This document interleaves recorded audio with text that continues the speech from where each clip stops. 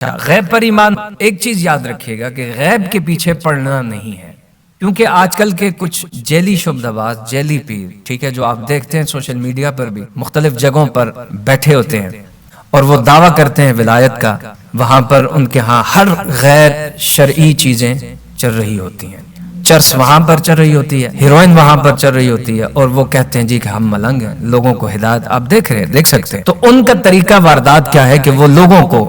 غیب کے اسرار کی طرف الجھا کر رکھتے ہیں، ایسی چیزوں کی طرف بلاتے ہیں کہ جن سے انہیں خود بھی معلوم نہیں ہوتا، انہیں خود اپنی خبر نہیں ہوتی۔ جیسے طوطے کی فال نکالنے والے، سامنے ٹیبل پر بہت سی پرچیاں، بہت سے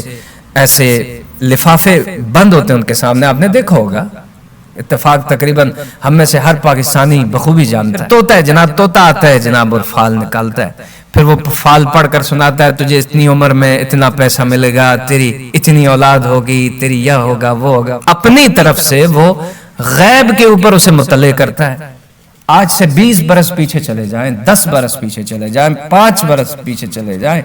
1 سال پیچھے چلے جائیں، 2 دن پیچھے چلے جائیں، کیا آپ کو معلوم تھا اس گھڑی میں آپ کے ساتھ کیا ہوگا؟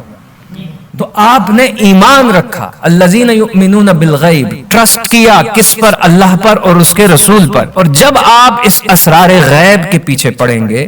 کہ بتائے میری کنڈلی میں کیا ہے، ہاں جی، میری تقدیر میں کیا ہے، میرے نصیب میں کیا ہے، تو یہ چیزیں ہندوؤں کی ہیں، مسلمانوں کے ہاں اس کا رواج نہیں ہے۔ یاد رکھیے گا، کیوں؟ مسلمان کی پہلی جو ہے نا، متقی کی پہلی الذین یؤمنون بالغیب، پہلی پہچان غیب پر ایمان ہے، ویقیمون الصلاۃ، اور نماز کو قائم کرنے والا ہے، ومما رزقناہم ینفقون، اور جو ہم نے انہیں رزق دیا ہے اس میں سے کیا کرتے ہیں وہ